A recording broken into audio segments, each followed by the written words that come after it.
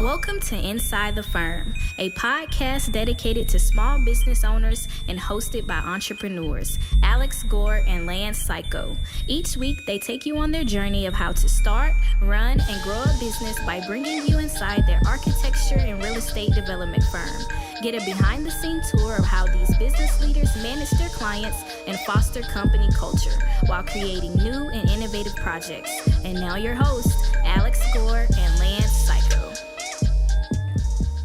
Welcome to Inside the Firm, ladies and gentlemen. I'm your host, Alex Gore. I'm here with Lance, contractor, Cayko. Everyone give it up! Woo! Yeah, I have not been in the office. Yep. I have been outside the firm. Doing contractor stuff. Yep. But before you can be a contractor, you need to design. And if you're designing on paper, good for you. You're from the 1940s. I don't care. 1939. If you're using a computer program, you probably need a computer.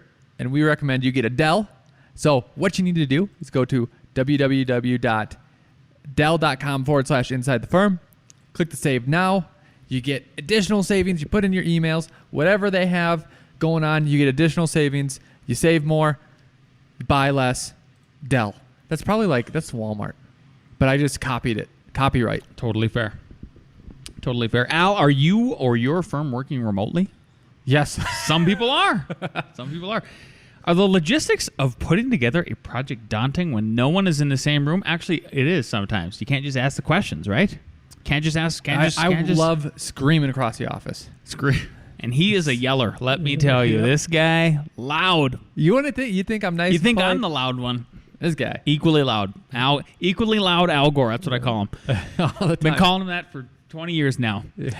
ArcCat has a solution for you. ArcCat's Charrette allows you to manage projects and specification documents online with multiple team members, discuss products, configurations, online outline specs, project photos and documents, and more on one page, along with the ability to access product information, specs, CAD, BIM, and the patented Spec Wizard. I'm actually really excited to use it. If we get this project, we're going after some government work now. From anywhere in the world, Charrette can help your firm get more done, no matter where you are or the rest of your firm. You can even promote your firm's project when you're done. And like all of ArcCat solutions, Al, it's completely free to use. So check out arccat.com/projects. That's arcat.com/projects/. Yeah. Oh, we're still good. Nothing. Okay. I love business books that are also a novel. I've been really into that. That's the thing. Yeah. So meaning it's fictional? Meaning, yes. So one was called The Goal, right? And it was about improving a manufacturing plant. And it was the guy in charge of it learning how to do it. It's very cool. Then he got promoted, and the next book was called It's Not Luck. And it was how to manage multiple divisions and stuff like this. This one is called The Lean Builders, a builder's guide to applying lean tools in the field. Where'd you find that? Who recommended it to you? How do you know about this?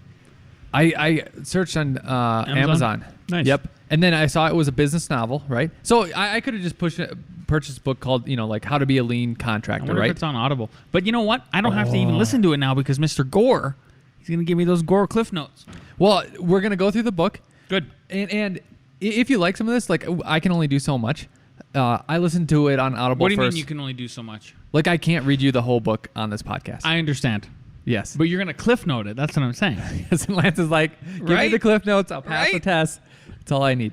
But if you do enjoy this book review, buy it, listen to it on Audible. I think it was worth it. So what I'm going to give you is just kind of these ending things, but the story really helps relate it and stuff like that, and probably cements it more into your memory, right?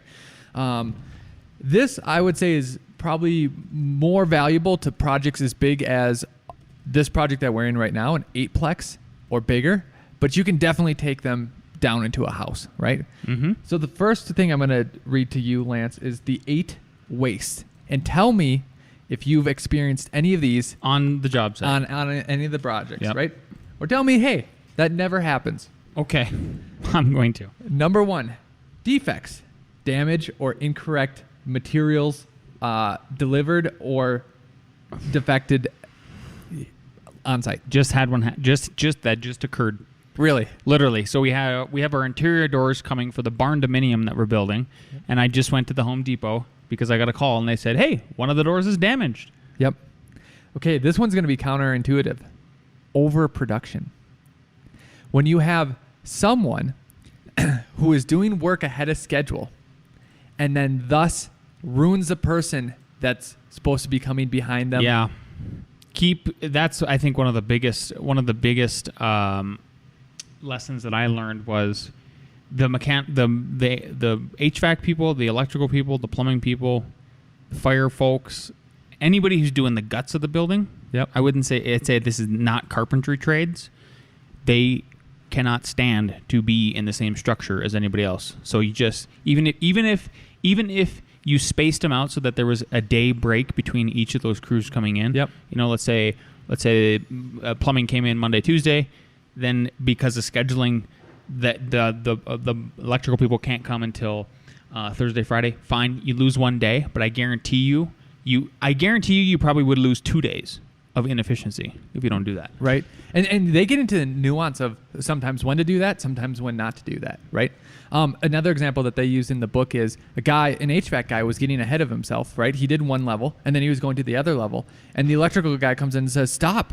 I need to put in my electrical because it goes above you. Yep. And you just put in your HVAC. So now we need to take that down." Yep. Right. I would say the other thing to do is you should ask each of your subs what sequence they prefer to go in. And so for us, it is plumbing. You cannot move plumbing lines. It's very hard. Yeah, electrical can move all over the place, but like your waste and your vents, there's no room for those to wiggle around. I mean, they're just, especially if you're doing like a project that's real tight and it's like an urban design project like we did with ours. I mean, it's just like you're limited on your options. Next one, waiting, periods of inactivities, things not showing up. Stucco. Oh, gosh. Stucco. Yeah. Waiting, weeks. So, yeah, the thing. You know what's interesting is I think that part of that comes down to the design side of things, right? So, there's some things you can't do finish wise, like stucco. I'm rolling with the stucco thing here, in that you can only do that when it's warm-ish. Yep. Right. So. Yep. So trying to schedule and get those things done when is available, I think that's where you're at. But man, the weather can just throw everything for a loop. That's where I see like time lost in that. Yep. If you're a bad GC, then you aren't. I think you're like doing a crap. One example would be like you don't have the materials. I think you should have your materials there. Like we already have the windows and doors over at the barn dominium. We're not going to install them until next week, but they showed up this week. So like we're ahead of all of this. And remember the floor when it come, the cabinets when it come, because of the stupid tariffs. Yeah, and the key, because there's one of the waste here in that related to that. The key is like, do you have a place to put it? Have you, like, this job site was very small, so like it had a different problem than the barn dominium where you can just put something someplace. Dude, we have so much storage. Right? That project is so fun. Yeah. Okay. Non-utilized talent. I have an example for this. If you don't. Okay. Go ahead. No, go ahead. So remember one of our first 24 plexes, right? The contractor said like, hey, he built all these stairs wrong. Oh God! And then by hand. And then was it you that knew Spanish or someone else knew Spanish? And his number 2 guy was saying like, oh yeah, I knew all along we weren't supposed to build the stairs like this. It was David. Yeah, David. Right? Yeah, I don't know enough Spanish to know all. Yeah, you didn't know that back then. Yeah. But anyways, like not utilizing your talent, right? Okay. Next one. Unnecessary movement of materials or equipment. Say that one more time. Unnecessary movement of materials or equipment. Oh yeah, we had it on this job site, and it was just too tight. Right. If you this should be an obvious one, but like, you just got to stage your materials a little bit better. Yeah, we've had to move things from one garage to another garage. Me and you had to move like for a day with thousands of pounds of wood. Yeah. You had to move drywall. So staging, if you can do it, that would have solved it. They talk about one of the solutions is just-in-time delivery. That's great if you are a manufacturer making 500 projects and like whoever you're telling to get this stuff to, like you'll lose the bid if you don't get it to them when they want it. Wouldn't you say it's much harder to do just-in-time delivery on like just a one-off project? Like this isn't the Empire State Building. Right. They did that for that, just in time. So you either have to stage correct or somehow if you can figure out just-in-time delivery, like maybe just a day supply ahead, that'd be good. Yeah. Right? Hard to do though. Hard to do. Inventory. Too much inventory on site. That's what we talked about. Too much inventory. Mm-hmm. Motion is another waste. Meaning, where do you stage your materials? Is it in someone's way? Do you have to move it 2-3 times? Like for the drywallers, I swear we had to move stuff. For the mutters, like 3 or 4 times. Where's the porta potty? Where are your tools? Are you forgetting your tools and you have to go? Do you have to go to Home Depot 20 times? I think the tool one is huge. Yeah, and I would applaud Bill for not being that guy. He's really got that down. Just all the tools. One shot done. Yeah. Yep. Do you think maybe necessary, maybe not necessary? Maybe you'll figure out as it comes along. Do we need like a bucket or a toolbox for people to come and bring stuff to the job site? We do. Yeah. Because Bill's got them. Yep. Cool. We should just follow his lead. Excess. The redundant steps taken in a process, such as handling supplies, materials multiple times. It's kind of like the same too much same as before. Yep. motion and stuff like that. Okay. So now I want to go into some solutions. Lance? Yep. Visual communication, which I love. Everyone, like we talk about this all the time. Like people are visual. So like, why don't we communicate visually? So what they did, this was a bigger job. So imagine like our plans under acrylic, right? So that everything's out. This is just like one of multiple things. And then they would do, it was called the everyday huddle. And it's when you have multiple people out there. So let's say you have 4 people working, and every time, let's say 8 a.m., everyone that's out on the job site, you are meeting. And you get up and you say, where are you working? And you literally circle on the plan, like, I will be working here today. Interesting. Yep. When they're working on how many people, right? If they say 4 people and you're like, yeah, you keep telling me 4 people, but I keep saying 2 people. And then here's the next 2 questions. What are your constraints? Meaning, like, does someone else has to be done before you? And what material deliveries are coming up? Are they on time? Are they on schedule? Yep. Right? So the biggest example of this was painting. At 8 a.m., where are you going to be? All other 4 people know. Not going to be there. He circled it. Plumbers, where are you going to be? You circle it. Yeah. So then, let's say you do have a confliction. Like, guys, we talked about this. We knew that. Mm-hmm. I thought that was cool. That is cool. I don't know how that plays with like one house, like one thing, but like, I would say it's a project that is bigger than 1 unit.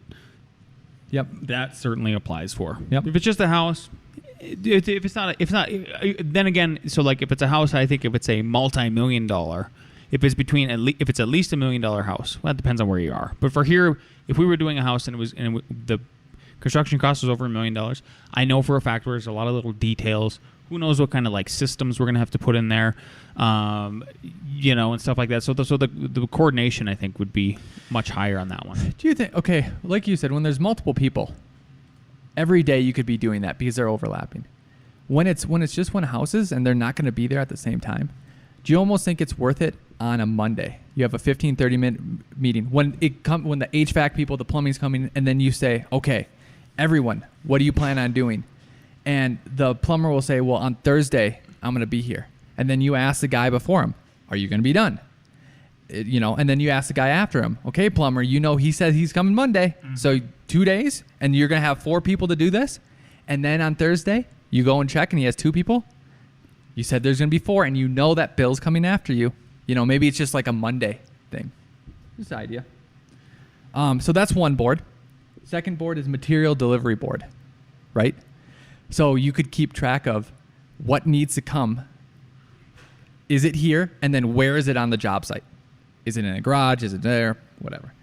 For bigger projects, but you could see. Then the next board, constraint board. So you could write on there like, I need plumbing to be done. Mm-hmm. So constraint, I need plumbing to be done. Who's responsible for that, right? So then you have this list and people know, and like you've talked about it. And what he's getting them, one of the big things is like me and you as like, let's just put it on me. I'm contractor Al. Yep. I make the schedule, right? I dictate the schedule. And when things go wrong, whose fault is it? Al's scheduling. I mean, technically. Right? Yeah. If something goes wrong with the schedule? With the schedule. Yeah, then you guessed wrong, yeah. Yep, I guessed wrong, right? It's not their fault, right? That this didn't get done in time, especially if I'm trying to hound them. We won't go into too much, but he goes, involve them in the planning process. And that's what that Monday thing is doing too. So like you could involve them in the planning process earlier and then involve them in the planning process because they might say during that meeting like, okay, I know I need to get this done and I'm part of the planning and I said I was going to get it done. It wasn't just dictated to me, Here's a constraint. We don't have this, but a lot of people have this. The architects need to answer the RFI. Oh man, I just can't imagine waiting on those guys. So you put it on the board, because there might be 4 of those things. You need to talk to the architect, the structural engineer, and you need to talk to the city. So you put it up there so that it actually gets done and everyone sees what's going on. Okay, last one. There's way more in this book. But basically what you do, like that constraint, what's going on, you either have that in a 1 week or a 2 week increments. And you ask them like, hey, what are you going to get done and all this? And then you have them, these are like their commitments, like I'll have plumbing done, whatever. And at the end of the 2 weeks, you say, is that done or not? 100%. Like, did you get that plumbing portion done? And if not, you get a 0. If you do, you get a 1. And then at the end, you have a score of 75%. And then after the 2 weeks, then you talk about like, hey, why didn't we get that done? Was it manpower?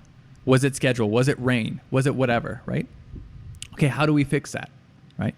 And then next Monday, you start the next 2 weeks, and they know. And it's all about improving on the last week. And actually, it's not about blaming anyone. It's like, what are all the constraints? Like, do you see a pattern? Is it always manpower? Is it always our materials? Like, okay, we thought we didn't need that material board, but this keeps being 20% of the problem. So maybe we need to really look at that. And that's how you kind of adjust, right? And get better. Like closing that feedback loop. That's what we talk about. Yeah. Yeah. Rock and roll, Al. So, rock and roll. Lean Builder. It's by Joe Donamuro and Keenan Sandy. So look it up. Look it up. Check that out. Check it out. Now we're going to talk to, I want to hear. Before we go, what did you think about all those? Like, if it was, like, this would be great if we read this before this project. I would agree. But I do think it's still, there's some things that can be used on a smaller project. Totally. Absolutely. Yeah. Yep. For sure. For sure. Speaking of lean builders, we're going to talk the leanest one from Florida of all time. Here's Nick. Hello, best friends. I hope you all had a great week this week. A reading. People are not who you want them to be. Kill your idols. Sure, there are things that you can learn from people, but people aren't going to be what you think they are, what they should be. People, even those people you've put up on a pedestal, are going to be faulted, weak, egomaniacal, condescending. They're going to be lazy, entitled, and short-sighted. They will not be perfect. Far from it. That's fine. Learn from their weaknesses. Of course, learn from their strengths and mimic and copy them in what they do well. But equally as important, learn from their faults. See what not to do. Because you can't control other people. You can't make them what you want them to be. You can't make them who you want them to be. The only person you can control is you. So focus on making yourself who you want to be. Faster, stronger, smarter, more humble, less ego. Discipline your body. Free your mind. Get up early and go. Get after it. And you will become that person you want to be. And you will become that person through one small decision at a time. Discipline equals freedom. Jocko Willink. You know who else gets up and gets after it, Al? Elon Musk. I'm not even sure he ever goes down. Isn't he sleep like 4 hours a day? Yeah, he has that Jocko gene where he only needs 4, or I think 4 hours. Like that's the gene. Something like that. Yeah. I got up at 4:30 because my baby needed that binky right in his face, and then I put him to bed. Solving that problem. I'm like, hey, I'll be up at 5. I'll just take a little nap. And then it's like 5:30. I'm like, I don't want to wake up. Yeah. Should have just got up. Exactly. Should have just got up. I think that's the lesson. I just stopped doing that. I stopped rolling around years ago, and I'm just like, no, you just get up. Seems like you're more tired than you are, but then if you go back to bed, then I don't know what happens to your circadian rhythm.